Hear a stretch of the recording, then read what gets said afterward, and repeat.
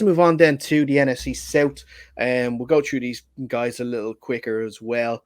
We'll start off with the Tampa Bay Buccaneers defending NFC South champions. Kind of a strange off-season for them. Of course, with the Tom Brady retiring, then unretiring thing. The Bruce Arians' retirement replaced by Todd Bowles. I had my views on it. I've said on the show numerous times that I didn't like the hire myself. They brought in Julio Jones, Russell Gage, Akeem Hicks, just to name a few.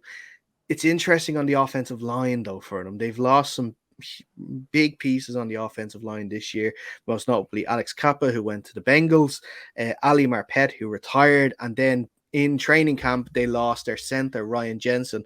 Now, there is some hope he will be back at some stage during the year, but he still is going to miss a number of weeks. I still see them as the favorite of this division, but I don't know if this is the roster that's going to make Rodgers supposed last year in the NFL the year that he wants it to be. So that wide receiver core is tasty with Godwin, Evans, Julio, and Russell Gage. It just means that someone's going to be unhappy because they're not getting the ball. So we'll see if the harmony stays friendly in camp. But Rain, I'll start with you on this one. How are you feeling about the Tampa Bay Buccaneers heading into this season? Yeah, I think of any year that they're going to be dethroned as the number one team in the NFC South, it's going to be this year.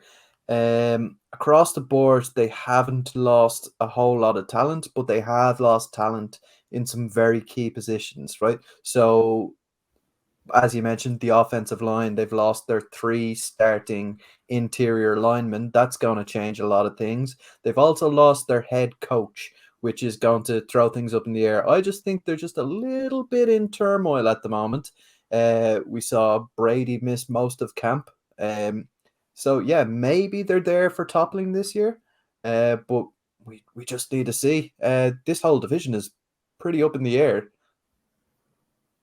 Yeah, I mean, if there's any year that's the year that's going to break Tom Brady's back, it's certainly going to be this year.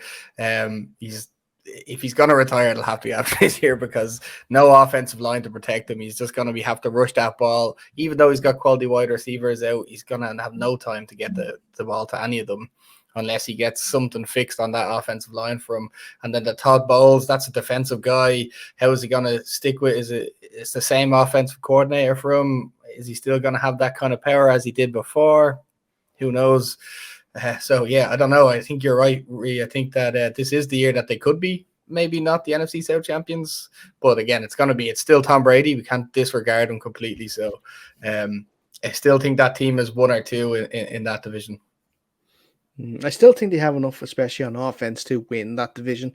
But if there is a team that is going to take the title off them, that is probably the New Orleans Saints. Jake, I'm going to start with you first on this one. How are you feeling about the New Orleans Saints? Yeah, I'm okay with them. I mean, I don't think they're a quality team, really. I think they're okay. Certainly still got some good pieces. I'm not sure how Michael Thomas is doing. I believe he wasn't really doing a lot in the offseason, but that's just what I've been reading about him. And then Jameis Winston, he's still Jameis Winston. He's still 30 for 30. So I don't know. They released Ian Book, didn't they? I don't know how that season's going to go for them. I don't think they're Super Bowl bound. I don't even think they're playoff bound, to be honest there. So I'm not sure. I'm not sure at all. Yeah, 100%. Another team in turmoil at the moment, having, lost Sean Payton very surprisingly during the offseason to retirement. But I just don't see this team succeeding. The players they brought in, I love Chris Olave, but the likes of Jarvis Landry on the outside, he's had his injury issues.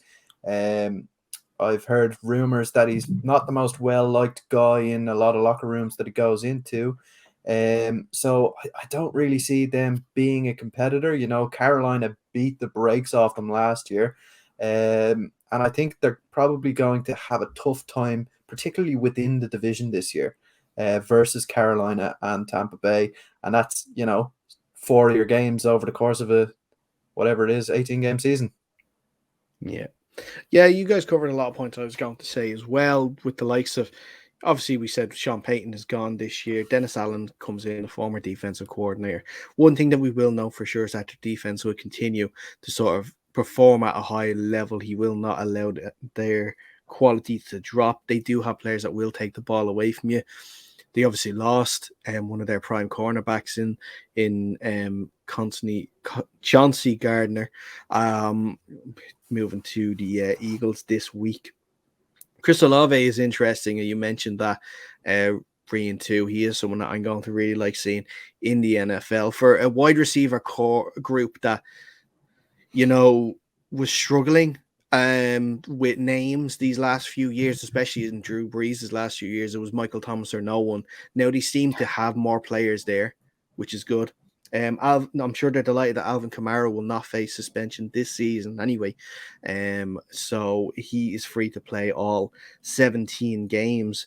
The likes of Marcus May and Tyrann Mathieu as well going into that defense are going to be interesting. Playing in the backfield is going to make things very, very interesting. It's kind of hard to put my finger on what the Saints are going to do. Like you mentioned, like if we saw, like, even go back to the start of last season, their first game, they completely obliterated the Green Bay Packers. Like, I think it was like 38-3 or something like that, with Jameis Winston throwing like 4 touchdown passes. And then there was other games where he just struggled, like those games against the Panthers. So it'll be interesting to see what they do. I don't know what it's going to be like offensively now without Sean Payton. I don't know, but we'll have to just wait and see with the Saints. They're kind of a strange one there for me, and I don't know what exactly they can do to sort of not what they can do. We know what they can do, but we don't know what they will do, I should say, this coming season. We'll move on to the Carolina Panthers, and seeing as that is your team, Ryan, I'm going to let you take the ball and run with it on this one. I'm going to use one of your favorite phrases, Dara. Sleeper team. Big time sleeper team. You know what the over-under is on the Panthers? 5.5 wins.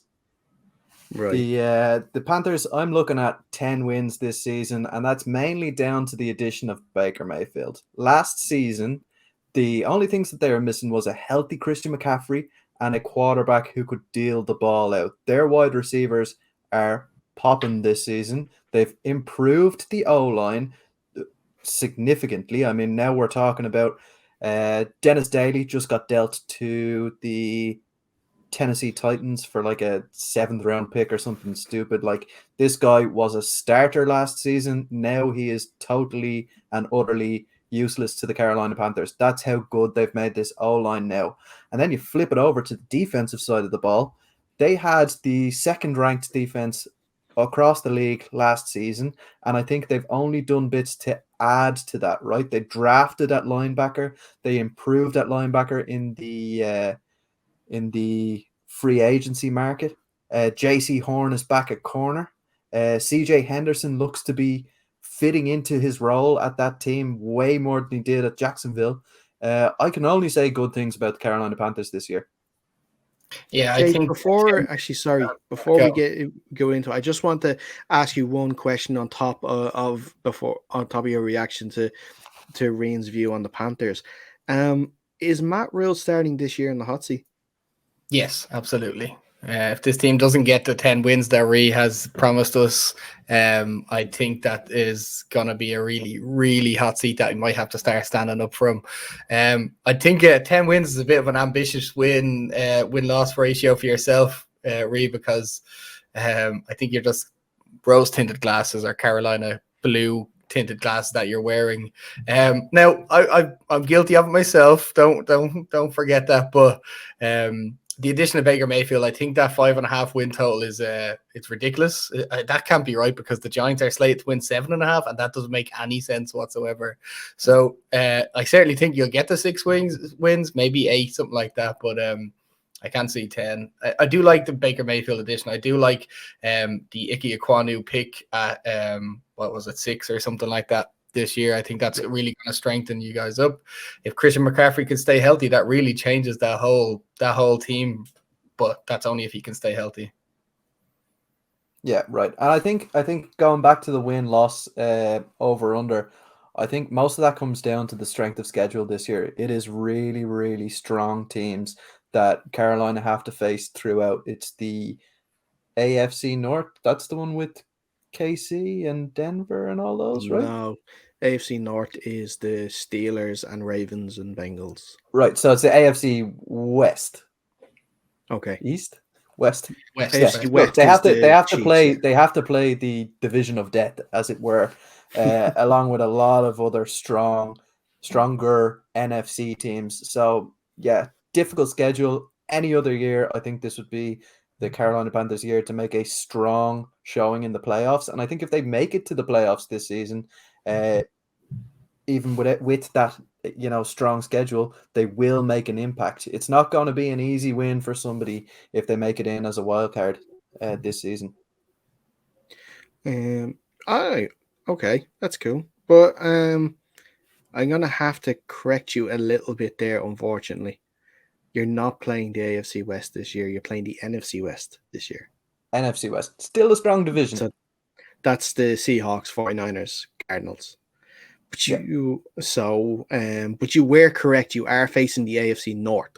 So that's Steelers, Ravens, Bengals, and Browns. So of course, because the week 1 game is the Baker Mayfield revenge game against the Browns, which is going to be interesting. Indeed. But like that, Jake, I agree with a lot of what you were saying, and Rian, I agree with a lot of what you were saying there. I love the way that I have now set sleeper team as a thing now, which is great for us all. But for me, it all revolves around Christian McCaffrey and whether or not he can stay fit. He hasn't for the last 2 years. So much of that offense runs through him. The defense I like that. JC Horn was one player especially that I really liked when he first was in the team. The injury obviously, just awful in that he ruined what was going to be a promising rookie team. Sorry, I jumped out there a little bit. I'll just go back quickly. I mentioned that I was talking about the defense. I like JC Horn.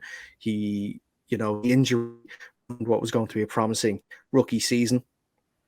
Like I said, I asked you, Jake, about the Matt Rhule thing because I feel like he is really on the hot seat there. I think he is probably one of the coaches closest to losing. I'm back again. Sorry about that, guys. I'm just talking about Matt Rhule, I should say, and I feel like he is on the hot seat in NFL at the moment.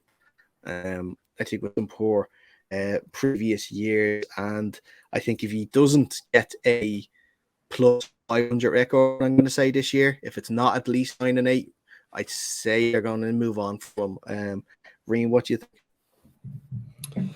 Yeah, look, I'd have to agree. Rhule is definitely on the hot seat this year. He definitely needs to improve the win-loss total. 10 wins over the last 2 seasons is just not a number that we can be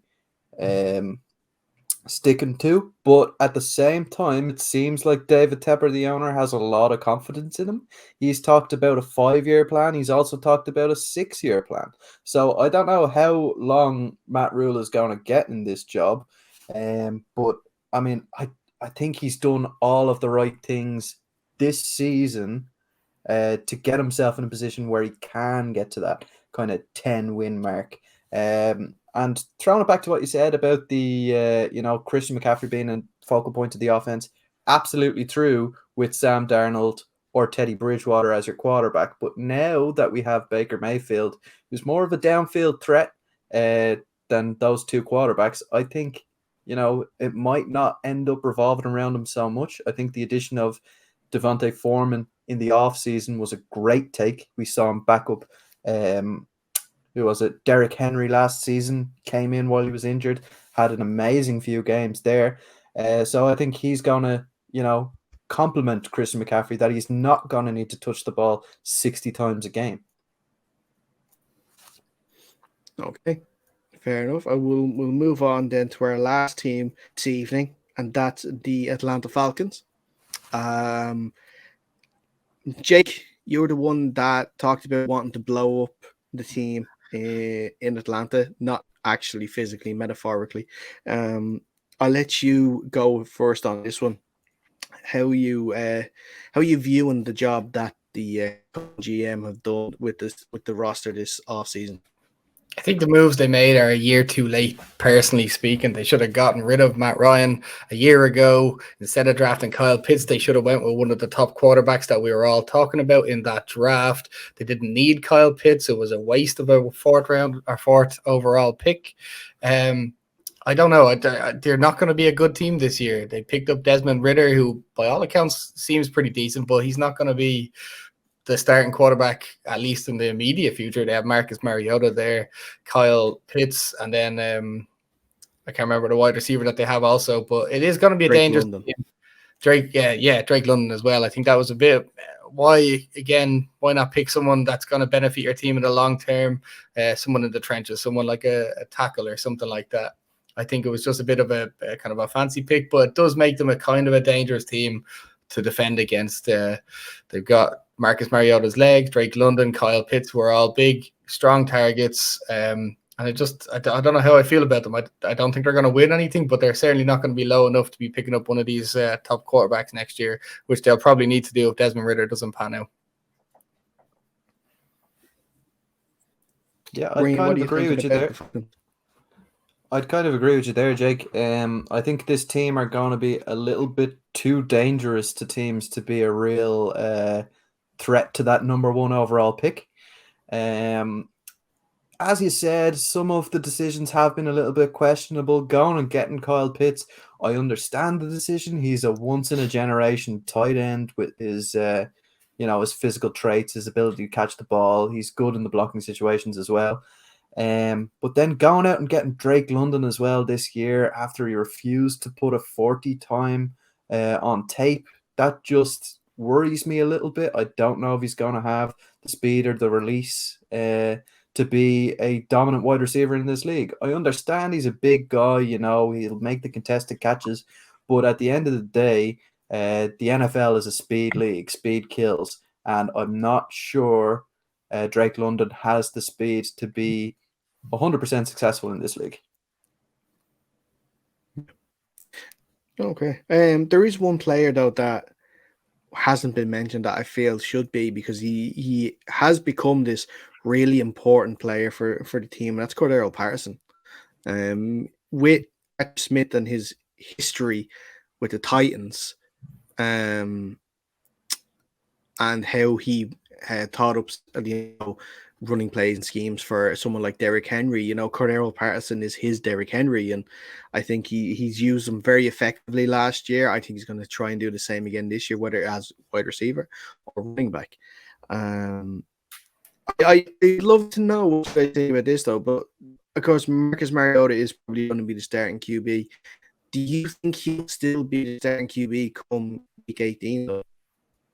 I don't know. It depends how that team fares throughout the couple of first quarter of the season. If they're winning a couple of games, they'll obviously keep Marcus Mariota in. But when they start to lose games, that season's gone out of hand, gone out of reach. They have to obviously see what they have in Desmond Ridder, because otherwise, what was the point in drafting him?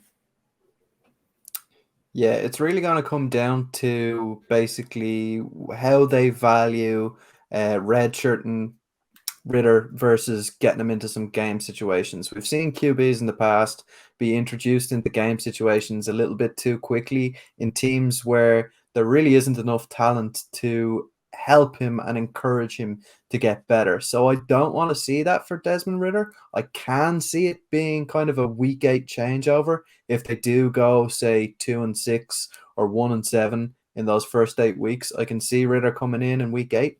And really, I don't think that's the time that you should be bringing him in. Obviously, this guy has a little bit of talent to him, but I think throwing him in after 8 weeks of redshirting is just, it's not going to be a good idea for his development or for the team in general.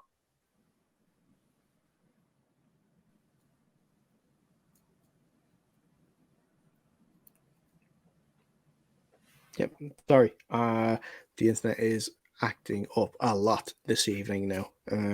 I was going to ask one more question before we wrap it up with the Ritter and Mariota aspect here. If it is the scenario like Reen you mentioned there, team start 1-7 or 2-6. Do you think, not your head, because we've heard from you guys whether you'd like him or not, but would you think that Arthur Smith would put Ritter in, or do you think that he would keep rolling with Mariota, looking at draft position? Yeah, I don't know. I'd see that. I can see them putting in Desmond Ritter even for small spells, quarters here or there, something like that. I don't see Arthur Smith playing solely for draft position, but I don't know the guy, so you never know how he's going to actually pan out. But most of these guys just want to win, and if they're not winning Mariota, they're probably going to try win with someone else. But I think the question there is as well, who actually is going to be the better quarterback, right? So if they do put in Desmond Ritter in week 8, are they just making that as kind of a knee-jerk reaction? We see fans getting involved. We saw it happen with the Justin Fields start after week 8 when he got drafted in Chicago.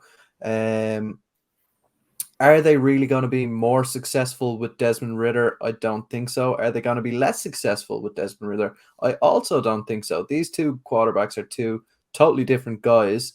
And I think the success is more so going to come on the defensive side of the ball and the talent that's around the quarterbacks. Okay, well, I think that's a perfect place to end this because we can't risk my internet going off anymore. This has been our AFC South and NFC South preview show. Rian and Jake, thank you so much as always. Thanks a lot. Thanks for having us. We will be back later this weekend, where we're going to be looking at the last two divisions, of course, that's the AFC and NFC North. And then next week, we will have a bumper show for you looking ahead to the start of the season. Make sure you are staying glued, I should say, to our socials. That is at UnderCenterPod on Twitter, the same on Instagram at UnderCenterPod. Make sure to subscribe to our YouTube channel as well, UnderCenter Podcast, and the same for the audio side, UnderCenter Podcast. Make sure you are subscribed to that too. But like I said, this is a perfect place to end tonight's show. Thank you for listening and watching. Stay safe, and we will see you soon.